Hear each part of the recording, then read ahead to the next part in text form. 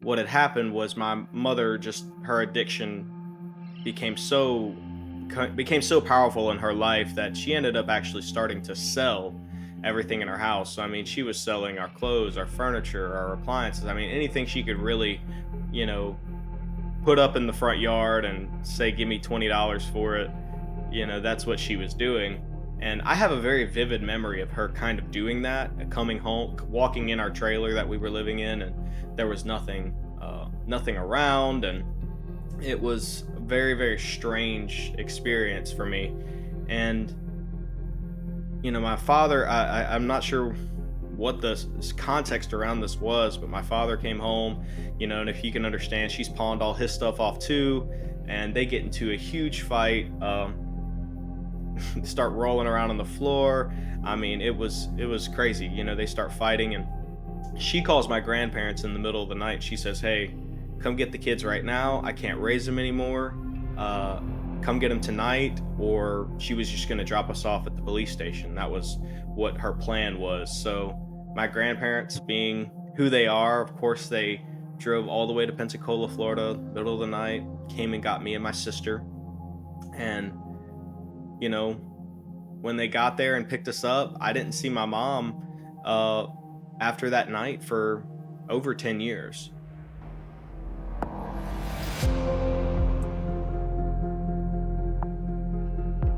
Hello and welcome, Reframing family. I am so excited about my guest today because he is going to speak into your heart for those who, in the recent years, have struggled with things like identity. What is God's purpose for my life? Why does God allow things to happen that make absolutely no sense? What direction do I even have when God feels so far away? Um, how can the trauma of my childhood ever, ever be a part of my future purpose? My guest today is going to talk about those things. Nathan Sheridan, welcome to Reframing Ministries interviews. Hi, thanks for inviting me. It's gonna be fun. You are a recording artist, but your life started very, very differently. So why don't we start from the beginning? Yeah, I definitely I wasn't that kid that was always into music or anything like that. I think that's sort of the story out here in the Nashville area is, I've been playing since I was 2 years old, but I definitely had a much different kind of journey. My parents, my mom and dad weren't really in my life for a huge portion of my life. They were just had a lot of different vices. I mean, drugs, alcohol.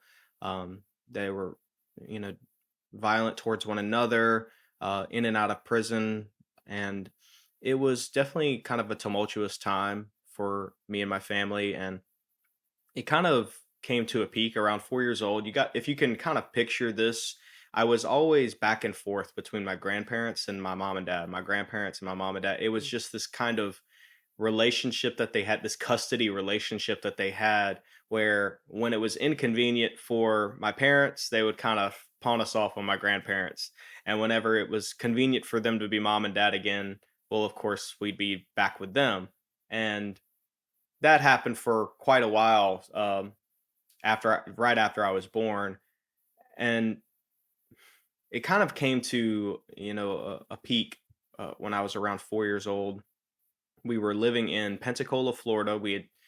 Hadn't been there very long, just a couple months. And what had happened was my mother, just her addiction became became so powerful in her life that she ended up actually starting to sell everything in her house. So I mean, she Mhm. was selling our clothes, our furniture, our appliances. I mean, anything she could really, you know, put up in the front yard and say, "Give me $20 for it."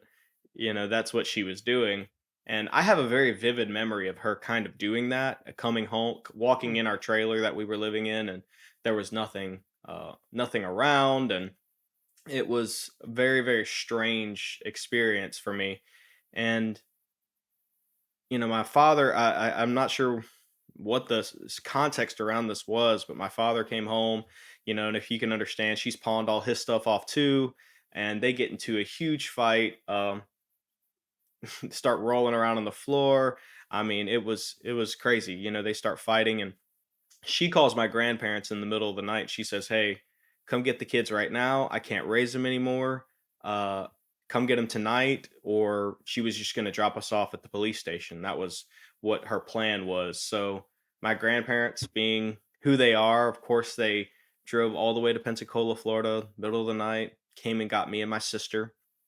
And, you know, when they got there and picked us up, I didn't see my mom uh, after that night for over 10 years.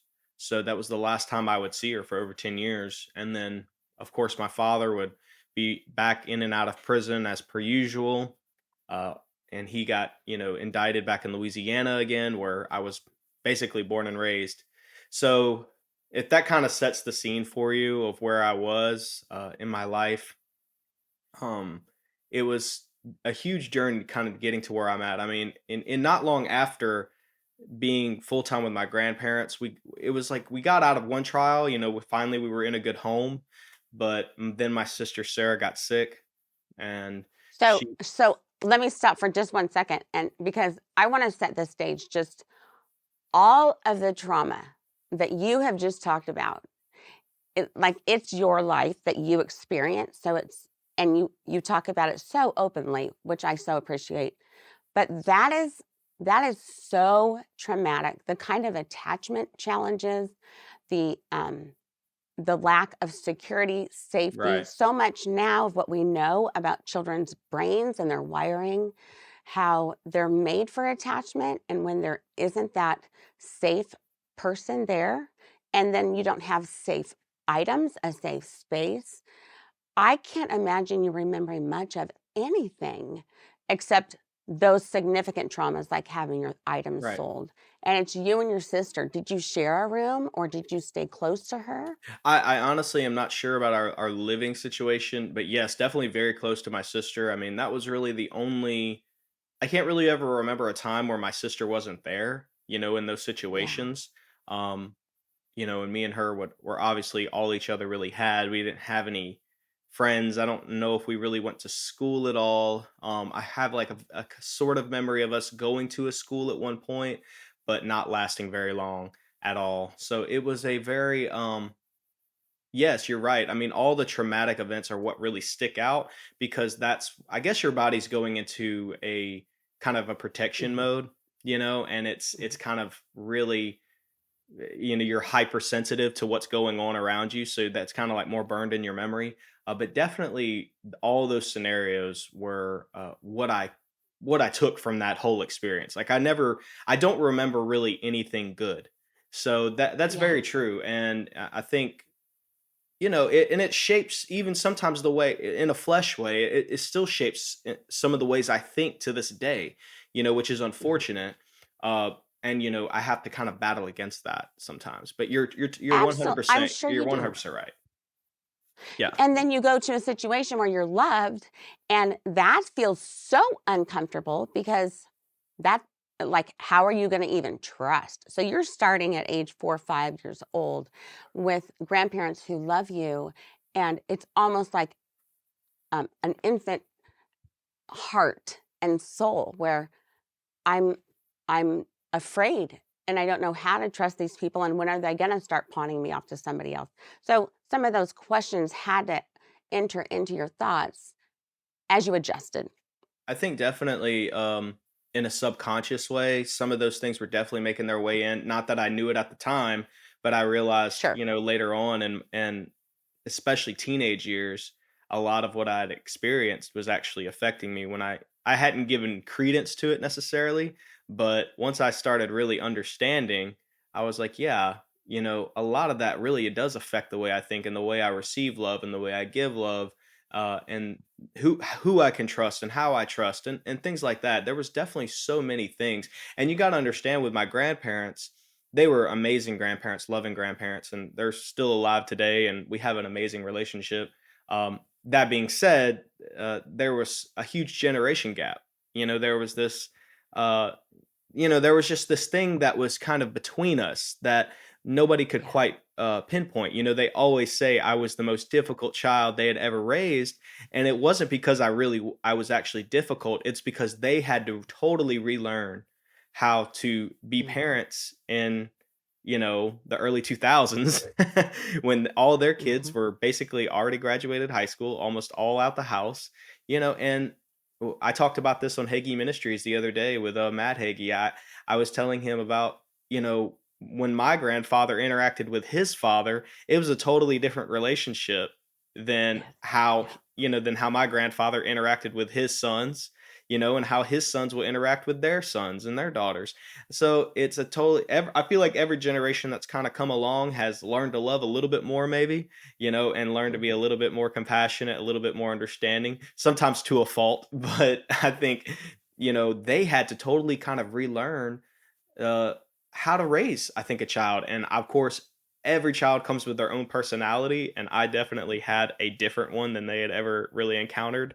Uh, and some of that's by nurture, some of that's by nature. So it was definitely a huge learning experience for all of us. And thankfully, Yeah. though, I feel like I feel like in a weird way, it's kind of made me this old soul, and Mhm. it's given me a lot of foundation. Learning some of the old, mixing it in with the new, and kind of finding that in between. That's really been helpful for me in raising my daughter, who's 3 now. And really like Yeah. having that hard nosed kind of discipline at times, but also having that really loving and understanding kind of knowing that hey, she's got her own personality, she's got her own thing Mm. kind of going on in her mind, and it's not necessarily something I'm teaching her. It just is what it is, who she is, and kind of Right. fostering that as well. So I try to kind of balance that all out, and thankfully she's not having those traumatic experiences like I was. So Right. it's a whole different kind of whole different atmosphere for her, which I'm really thankful for. I bet you are because truly your personality was shaped as a friend of mine says. People who have early childhood trauma, it's like they are marinated in trauma. So your grandparents were initially given um, young kids and those that were marinated in a lot of trauma. And Right. slowly, as you come out of that marination, you and your sister are continuing to grow, and then something happens with her. Yeah. Shortly after, being with my grandparents, they're raising us, putting us in school, getting us back on the right track.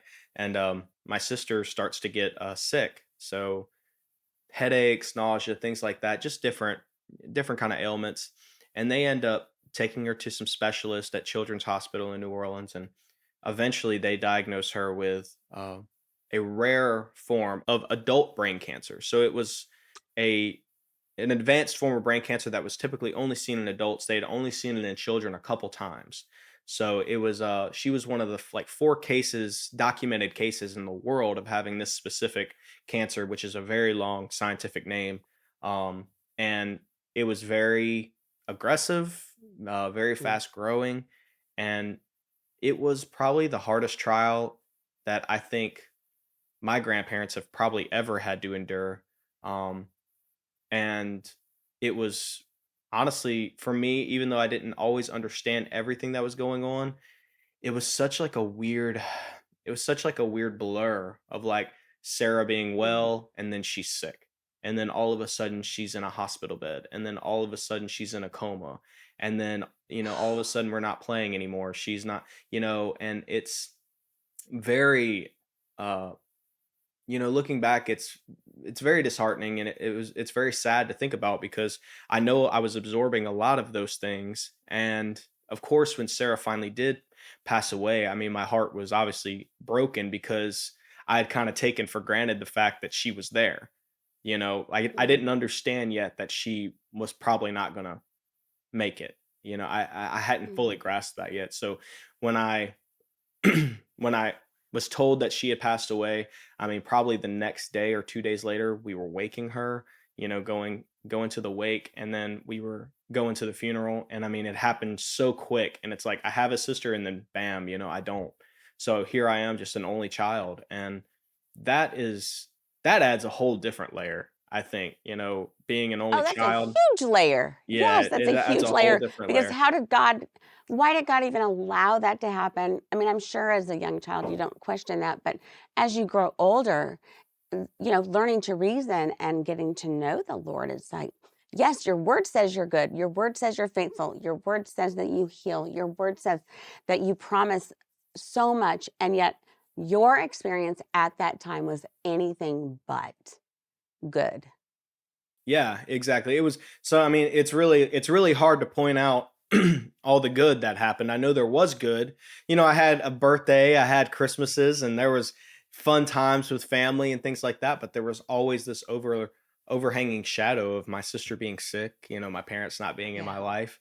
And it's it's really kind of it's this thing that kind of becomes the main thing, and Mm. it's shaping me. It's shaping everything around me, and it's shaping my grandparents. I mean, if you can imagine, losing a grandchild, it's something that I think. I mean, my grandmother has described it almost. It was almost worse than she says she thinks it was almost worse than if she would have lost a child. She's just Mhm. like it was just so incredibly hard for her to endure, and I think so much of it was extra. It was extrapolated mainly because of my mom's situation, which is my grandmother's daughter. It's she was really looking to redeem a lot of things. And then Mm. whenever my sister got sick and it added this whole new trial to the situation, it's like, where is God in all of this? Where's the Lord redeeming this? Where's the end of it all? Where's the light at the end of the tunnel? I know that everybody had to be thinking that. And as I got older, I mean, I was definitely thinking it all the time. I bet you were. And I think what we don't realize is that God doesn't, or what we don't think of quickly is that God does not operate on our time and space. The prophet Isaiah says, as far as the east is from the west, so my thoughts are different from your thoughts and my ways are different from your ways.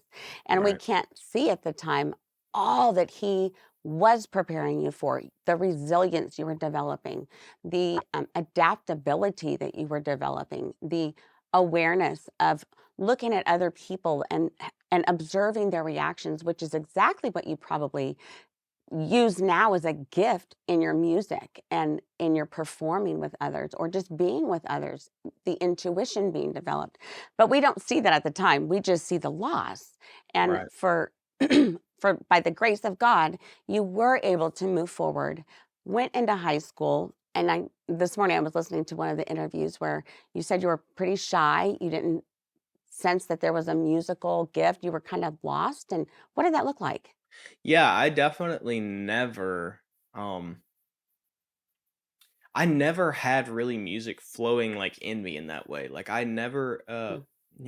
because of my grandparents, I mean, I had grown up listening to hymns, listening to oldies, listening to the Gaithers, Yeah. listening to I really did. Like I listened to so much 70s and 80s and Hey, very there's some good rock music in the '70s no, and it's '80s, I'm great just gonna and say. great music. And They really probably didn't play it and though. really if you ask any musician, I mean, that's really what a lot of them gain inspiration from, but for me it was just like, yeah, this is cool, like, listening to Bob Dylan, whatever, and it was just kind of a funny thing. And I never took that any further though. Like the most, and I truly mean this, like the most musical thing that ever happened in our house was when we were given, which I feel like this happens to every family at some point. Like we were given this old beat up electronic piano, that needed batteries, and it's like it just sat under the bed forever. And then I remember my grandmother being like, "Why don't you go get that out? I got some batteries for it." And she put it on like a little stand that we Mhm, had in the for like eating at the couch. She kind of sat that mhm. up there, and she got a hymnal out. I mean, for some reason, because we were Southern Baptist, uh I guess like every person in the family had stolen a hymnal at some point, and we just had like I love it. a whole drawer full of these super old hymnals, and the pages are all falling out. And she just opened up to some of her songs and she started playing. And that's really when I discovered that my grandmother could actually play at all.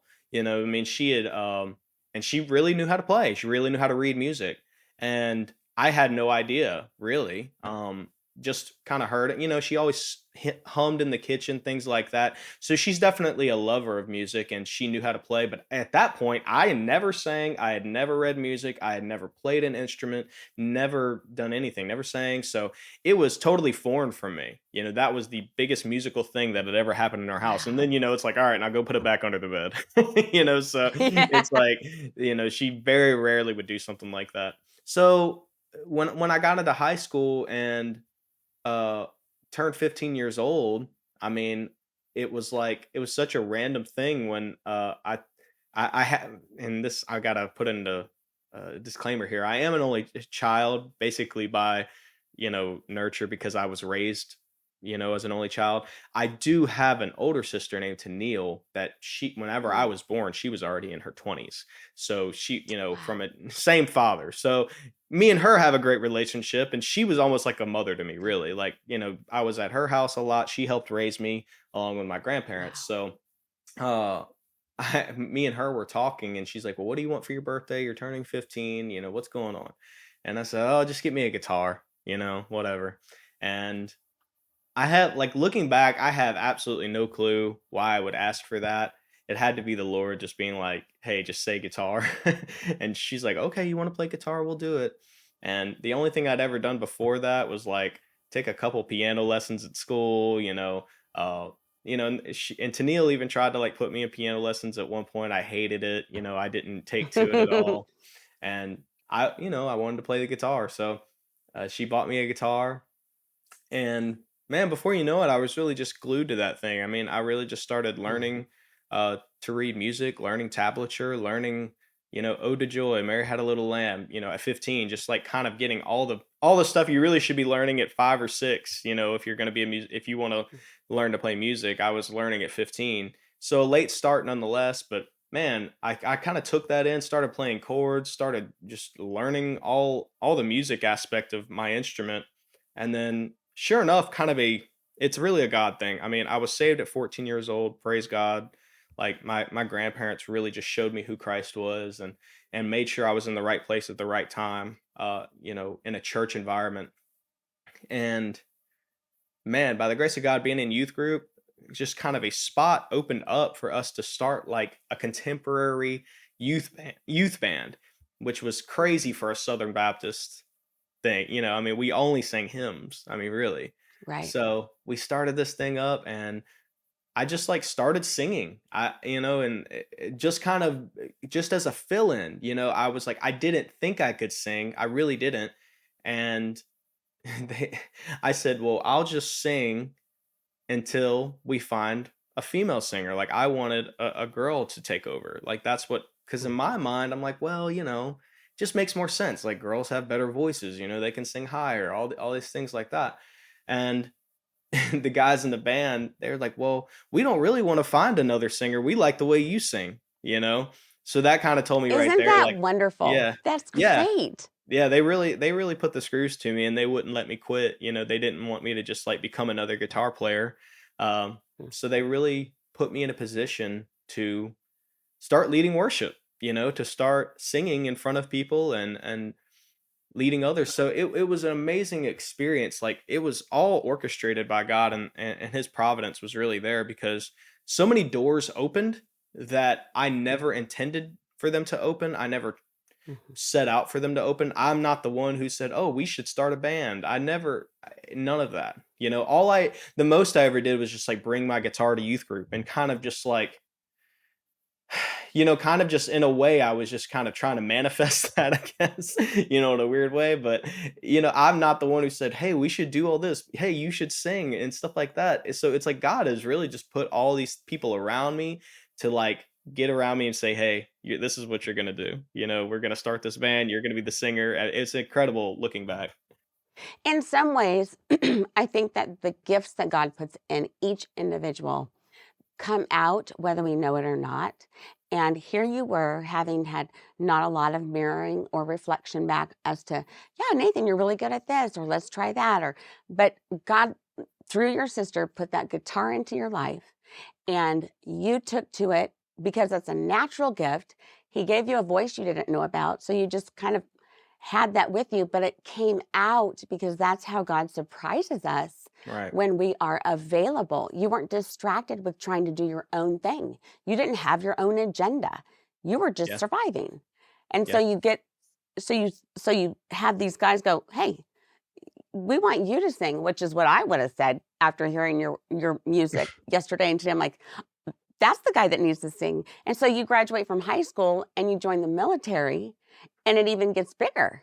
Yeah, it's kind of a weird thing. By the way, don't be fooled by my voice now. It's definitely oh, it's funny listening back. I'm like, I don't know what they saw in my voice then, because when I listen back to it, I'm like, wow, it's so different. But I mean, again, providence, how the Lord needed me to start then to get me Yeah. to where I am now. And you're right. I mean, as when I joined the military, it was almost like in a weird way I I knew I wanted something bigger in my life. I knew I wanted to do something amazing. I knew I wanted to Mm. have just a different experience than what I'd ever had. I wanted to totally flip my life upside down. Like that's really what I wanted.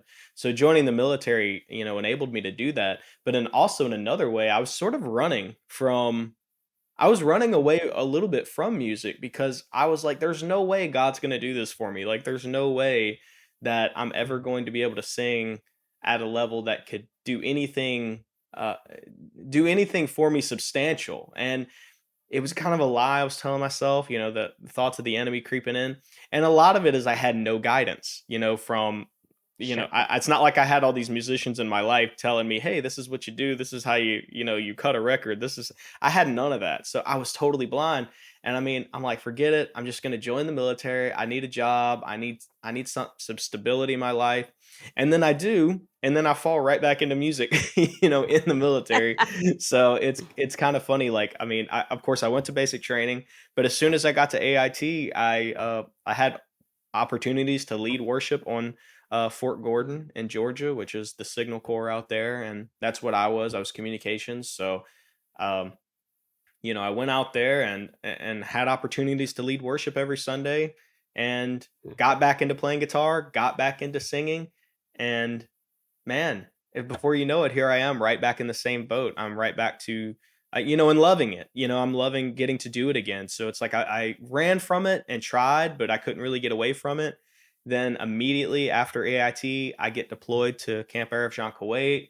And then sure enough, in Kuwait, I find opportunities again to lead worship. And we start up a worship band uh, at Camp Arif Jean, and we get things going. And every Wednesday and Sunday, I'm on stage and playing guitar, leading worship, singing, and Mm. again, cutting my teeth, just refining my gift and you know, refining my abilities and getting better, in all different ways, So it was just an incredible thing to see again. I know I keep going back to Providence, how the Lord was just opening up all these doors that I had no idea would be there. I mean, I didn't even see Yeah. leading worship as a possibility ever when I was Mhm. deployed. And I actually ended up that's the only medal I was awarded for while I was over there was a volunteer service medal for leading worship. So maybe I'm the only person ever to be awarded that medal for leading worship.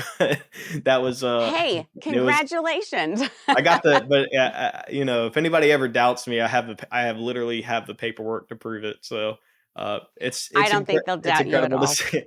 Well, sometimes I think people are like, huh, like that doesn't make any sense, because they view deployment as um you're in the desert all day fighting the enemy, and it's like, well, no, not really. Actually, a lot of it is you're sitting around a lot, wasting a lot of days, and you're in your mind a lot. So there was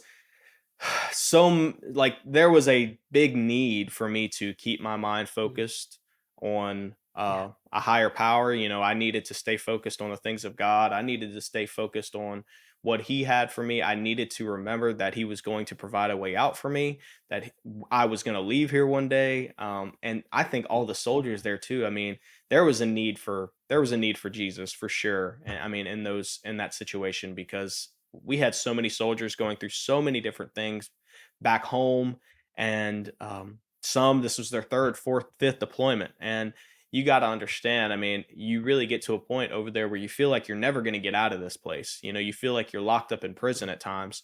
So it is a huge need over there for spiritual health, And I mean, we had soldiers that weren't even believers that would come to service Mhm. just to, because, and I mean, obviously they were searching for something, Yeah. but just to get out of the situation they were in. So for me, Well, you're it in was a a huge need. desert. Yeah, Yes, it you're was literally. truly in a desert. I mean, we have spiritual deserts, but you were physically and spiritually probably in a time of wandering and in a desert, which speaks to every person watching or listening to this. Like music, you couldn't get away what God had called you to, but he Right. put you in a season where you had to work out some of this stuff from early childhood or think through, how do I make sense of, how do I put a good God together with my past? Did some of that happen while you were there? Yes, I mean, I definitely there was a lot to wrestle with while I was there. I mean, I had some amazing chaplains over there, really, that helped me grow. Okay. There was a chaplain over there, Chaplain Morris. He had an incredible testimony, and really, it was so much growth. I felt like if anything that happened while I was at Camp Arab John, I grew physically because I mean I was Hmm. just getting in shape, but and then I grew spiritually. Like seriously, I mean Yeah. I was really digging into a lot of things, not necessarily like coming to grips with my story, but Mm. the seeds of that were starting to be planted, which was Yes. important. And it's almost like when I really started to speak about my story and give my testimony. Um, it's like it came at the perfect time, it came at the Mm. perfect time right as I was really starting to get into music. But it's like I feel like the Lord kind of shut my mouth for a while about a lot of things until I could come to grips with my own story and I Mhm. could start to heal from my own pain and my own trauma. I don't think he Yeah. really wanted me to speak to others and tell them what they should be doing when I hadn't even come to grips with mine yet. And I think that was obviously, a genius on God's part because who knows what I would have been saying to people when I really hadn't even healed yet. So, but the seeds of healing were really being planted in me. But you got to understand, there was just so much that had happened. You kind of become like a stoic almost. You become so like numb to those things Sure. and you say to yourself, this is what told myself, it doesn't even affect me. Doesn't even like I don't even worry about I don't even think about it. Don't even consider it. And when really that was not the whole truth. Like yes, and it didn't necessarily affect my day to day in the sense of like I could go do my job, I could wake up, get out of bed, I could go run 6 miles, you know, I could go to bed without crying, I could go maybe even a day without thinking about it. But there were still things that were constantly coming up in my life because of that trauma, and I refused to deal with it. Yeah. Well, like you said, God shut your mouth for a while, and we're not ready to minister until we have gone through the healing process with Jesus. He is Right. our physician, He is our healer, and we don't have much to give. And so that desert season, or those who are looking for their identity, possibly need to just say, Jesus, what is it about my own story that you want to heal? Because there is a purpose for my life to give to others in a way that I don't have right now. And Right. so He filled you, and then you come back from Kuwait and you start getting into music. Yeah, I finally kind of bite the bullet and start getting into the studio with a friend of mine, total God thing there as well. And getting to the studio with him and cutting some songs and start making my way out to Nashville and making some connections and doing some recording out here. And that was huge for a Louisiana kid. I mean, huge. I mean, because to us, like going out to Nashville and recording songs it's the ultimate. Like, I mean, for me now, it's so funny when I hear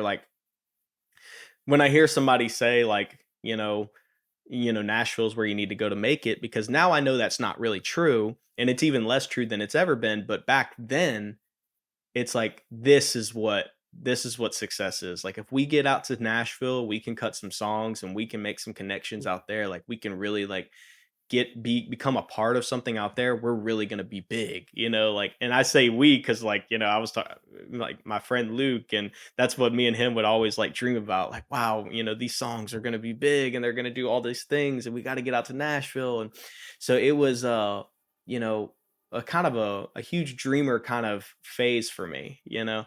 and but it was needed. I needed that encouragement. I needed that dream for a change. I needed that hope for a better future, because even in the military, sometimes I didn't have it. Sometimes I didn't, like I said, I didn't know how I was going to ever get out of this situation. I still had a couple years left on my contract, and finally when my contract was up, I didn't resign. They really wanted me to, but I didn't resign, and I was gonna go chase what God was calling for me. And my wife really pushed me into it. I mean, if it weren't for her, I'm really not sure if I would have ever done it. But she is the one who said, "Nope, we're leaving. Like, we're packing up and we're doing it, because if we don't leave now, we're never gonna leave. Like, we can't keep telling ourselves one day." And looking back, it was the best decision I ever made, because it was really the Lord, the Lord working through her, like, "Hey, get your stupid husband out to where he needs to be," because he was already opening doors here without me even living here. And sure enough, as the moment I moved here, I was able to get on tour. I was able to get signed to a label. I was able to get hooked up with management. I was able to get hooked up with booking, like all the business side of things that needed to kind of happen just started to happen. And that's not me saying, "Oh, look, all the great things that happened for me." It's just I really feel like it was an obedience thing. Like, if I wouldn't have been obedient in that time, it wouldn't have happened. So it was just incredible to see what the Lord did, like, with that obedience. And for I mean, there's been ups and downs since then, but it's really, even this past year or two, with these last couple singles I've released, it's like, wow, this obedience and this, you know, following this calling is really starting to pay off, in the sense of, like, I'm really seeing the fruits of it. Not even in a financial way, but really just in, like, an overall, like, holistic way. I mean, I'm really Yeah. seeing, the fruits of it. And it's just incredible to see, like, a ministry finally reach a point where you're like, wow, I can't even imagine what would have happened if I didn't. Like, imagine if I wouldn't have taken that step to move here. Imagine if I wouldn't have done what God had said to do. Like, where would I be right now? And it's You know, incredible. it is incredible, Nathan, to hear. I mean, and you're still in the not the beginning stages, but one of the things I love about you is that there's a humility where you said, "My wife told me we've got to do this now." It wasn't you saying, "I'm going to go chase after my dream." It was her saying, "No, we're going to go pursue this because you have a gift." And God puts people in our lives that see things in us that we don't see in ourselves. And Right. like you said, it's hard. It's hard to be obedient. In one of the interviews, you talked about being in the studio, and that can be really challenging as well at times, just because that self belief isn't there. But knowing that God has put you there, then you can say, "Lord, you've given me a gift. I want to honor you with this." Right. What as we close would you have to say to someone who does doubt their future, who wasn't given a past that was real supportive, but God is going to use that? Well, I always try to sum everything up into identity. I think, Hmm. really, for me, um, it took a while, and even I'm still doing it, even in the past few years.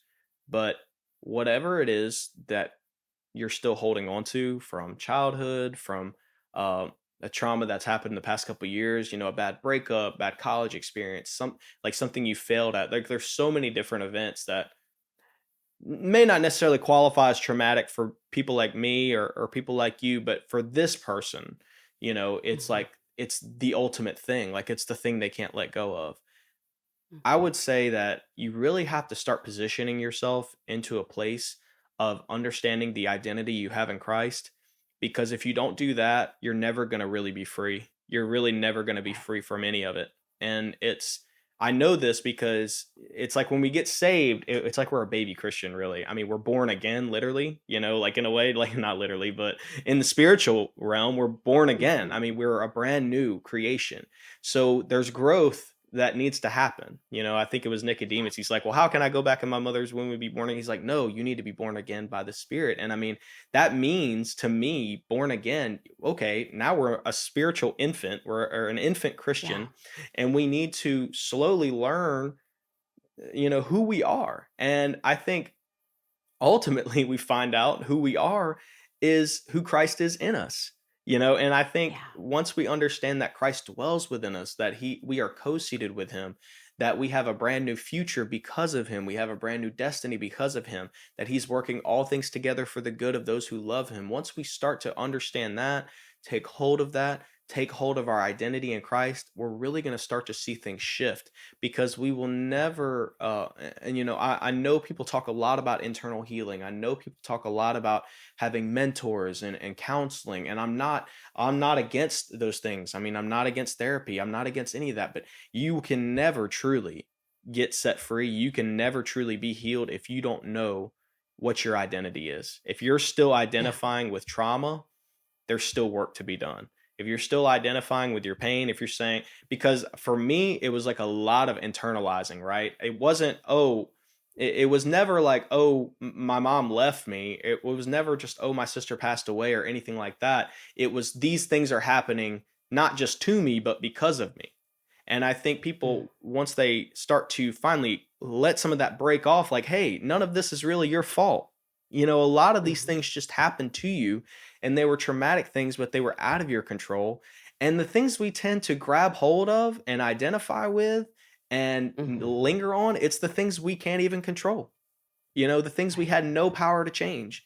So I think for a lot of people, they just need to, they really need to like dig into the word, dig into prayer. And I know this is easier Yeah. said than done, but understand their identity, know that they're co-seated with Christ. And I'm talking to Christians here. If you don't know Christ, today's the perfect day. You can know Christ Mhm. right now. I mean, it's grace by faith. You know what I mean? We just have to have faith that he is Lord, that he died on the cross, that he rose in 3 days, that he stole the keys from death. I mean, it's the simplicity of the gospel, and God's will is that Yeah. all men should be saved and that none should perish. So, I mean, there's that free gift of salvation for whoever's listening today, but also for Christians, there's this identity that you need to grab hold of. It's almost like the second Mhm. step in a way. You really need to grab hold of this. And man, I truly believe when Christians start to do that and live that day by day, they're going to start to see things shift big time in their life, and they're going to start to see doors open up that they can't even imagine opening up, and they're going to finally be in a place where they can accept a new future for themselves rather than dwelling on the old. So that's Yeah. my long-winded way of saying read the Bible. But read the Bible and Read know it, who Christ is, but read it, take it in. Don't be defined by what's happened, but allow those experiences for God to use in a bigger story. And yours is definitely coming out in the songs that you sing, the songs that you write, in the way that you sing. I so thank you for allowing God to speak in and through you. And I pray that the words that He puts in your heart will come out, because it is such a blessing to so many. You're on tour, or you're going on tour, yes, so they can find information at your site. yes, I just got off a tour, and I'm going on tour this Christmas with Selah. Okay. So it's a band called Selah, and Oh, I they're love them. I yeah. interviewed one of the gals there too. They're Oh, wonderful. yeah. Great. I know Amy, and she's amazing. So, Hmm. going on tour with them, Todd Allen and Amy, and we're just gonna have a blast. And you definitely will be able to find dates here soon.